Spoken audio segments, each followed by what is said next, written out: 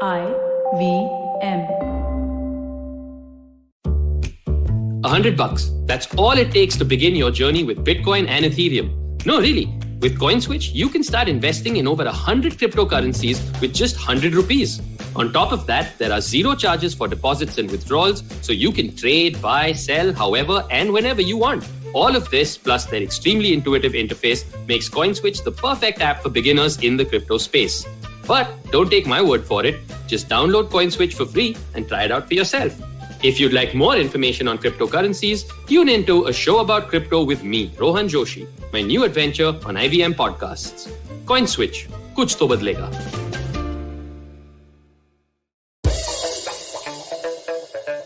Here's your smart fact of the day. If someone asks you, are you a good strategist? Well, LinkedIn has the answer for you. Apparently, a good strategist has the ability to interpret a set of data and formulate human truths, which is insights. It's these human truths or insights that drive conceptual development for the other work, the creatives. So, good strategists are critical thinkers and writers, which enables them to find patterns in most scenarios.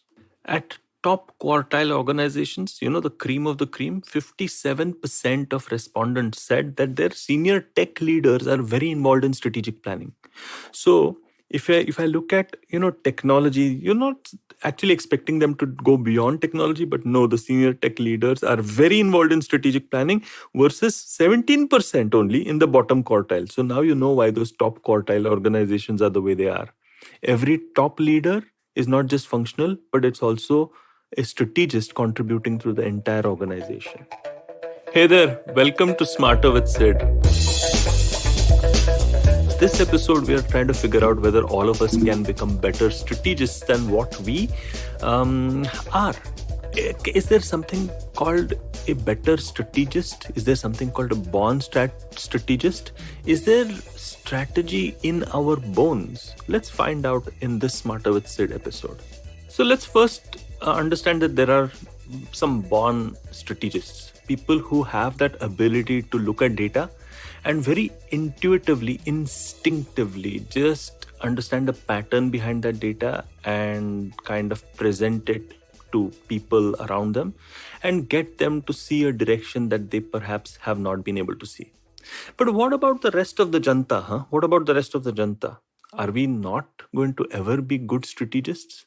Well, I personally think that the people who are born strategists always will have that edge if they keep practicing their ability to be strategic.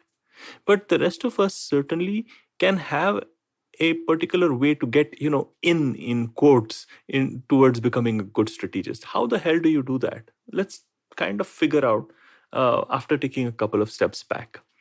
If I look at the normal, average sort of Joe who wants to be a little more strategic in the way in which they approach their work or their life, or let's focus on work for a minute. What is it that can make them more strategic? And this is where I feel that you need to figure out what your strategic strength, potential strategic strength can be. And I have understood that there can be three potential ways towards actually contributing to strategy. So first of all, let's take the pressure off trying to be a strategist. And sounds very hi-fi, but how about actually saying, hey, I'm contributing to the overall strategy of the organization or the place that I belong to, and this is how I'm contributing. So then when you kind of look at the question being reframed in this way, you soon realize, okay, there are three potential ways in which I can contribute to strategy. One is maybe I'm an ideas person. Two is I am a people person. And three, if I'm a process kind of person. So let's look at the ideas person first, right? So if I look at the ideas person, I am able to see data and I'm able to create ideas around data. Now, the only way to do that strategically is by being able to not just be married to our own idea and creativity and define ourselves as a creative person, but actually look at patterns and trends and kind of convert that strength that we have about the fact that we can come up with a lot of ideas and kind of marry them to the trends and patterns and be able to read that data in a way that can help us create the stories in a slightly better way. So if you're a kind of idea sort of person, the best way to become a good strategist or the best way to contribute to strategy is to ensure that your ideas are always wedded into that whole patterns that you can actually explore because of the data that you observe. Most ideas people, if they take this slightly lateral step towards, presenting their thoughts and feelings, uh, could be contributing at the strategic level. Now, if I look at the second camp, which is the people camp, if I look at the people camp, then how you're contributing to strategy is by recognizing the inherent strategic strengths of people and teams around you. Yes, that's a thing.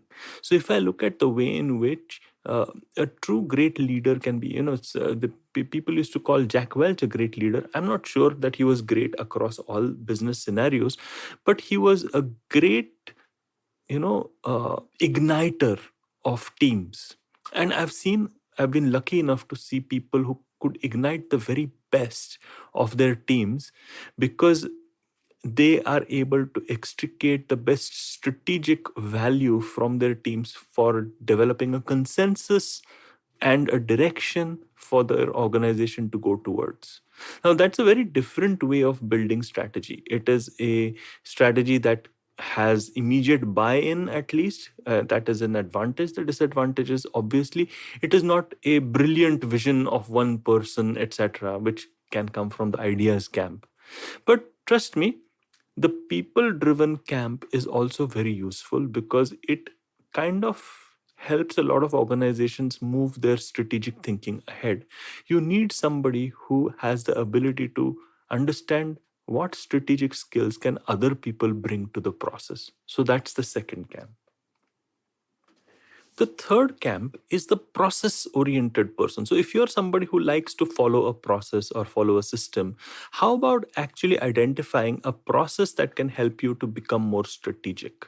For example, if you look at the whole design thinking process, it allows you to have a framework that gets people to contribute, including yourself, ideas to the table or strategy to the table that may not necessarily get done if you were not using a framework.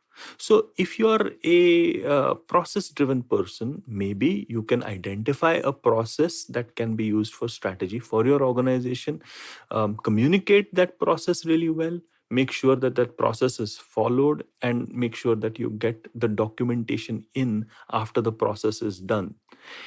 Well, that is exactly the strength that a process person has, and that is actually the third camp for building a strategy.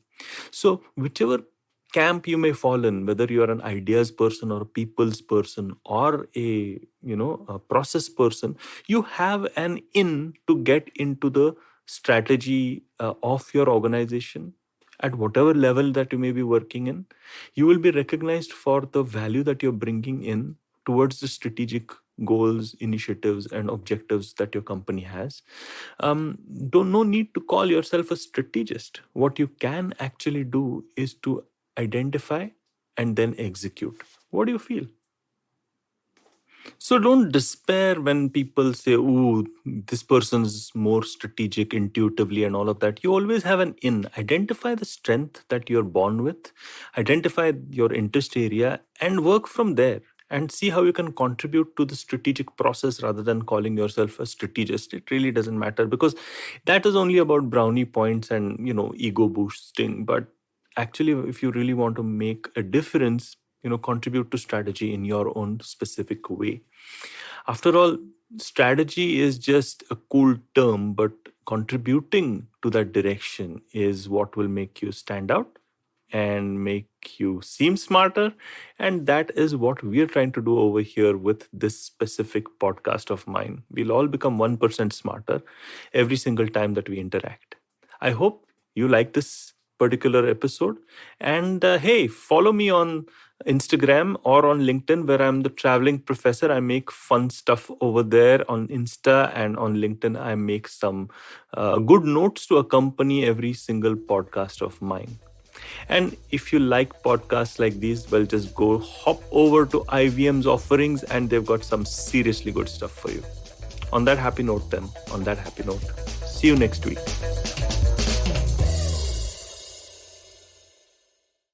Hey everybody, it's been another great week on the IVM Podcast Network. On Cyrus is joined by writer-director Faraz Arif Ansari to talk about their critically acclaimed short films, Sisak, Siberia, and the recent hit Sheer Korma. On The Habit Coach, Ashton introduces us to Avinash BR, co-founder of Deep Rooted Company, and his take on the quality of the food and supply chain in India and current trends in the farming sector. On Naan Curry, Sadaf and Rachit talk about the humble potato, right from its origin and trade history to the various ways it can be used in dishes and its health benefits. On All Things Policy, Aditya Ramanathan joins Aditya Parekh to discuss the UK's first ever national space strategy document and the lessons it may hold for India. And on Say No to Drama, Chetna slices through the drama of bad boss behavior and shares what it takes to be a good boss. Do follow us on social media. We're IVM Podcast on Twitter, Facebook, Instagram, and LinkedIn. And remember, if you're enjoying this show or any of our others for that matter, please do tell a friend. We really appreciate you spreading this. Word of mouth helps a lot. And finally, this week, we'd like to thank our sponsors, Cred, Bank of Baroda, Quarter, CoinSwitch, Kuber, Slay Coffee, and Intel. We really appreciate the support. Namaste, this is Cyrus Brocha. I am part of the government cancel culture program to remove rubbish off all the different streams available. So what we have is all the collected rubbish we put together on our show. It's called Cyrus Says. It's on IVM Podcast. You have to watch it and listen to it. It's on our app. It's on our website. It's on the YouTube channel. It's on Facebook. There are many different ways. Don't bother me and ask me how. You have to find out. We talk to different personalities. Many of them are known. Some are just people we meet downstairs and invite them up for chai. But the point is, it's fun and it's very therapeutic. So please join in and listen to Cyrus Says.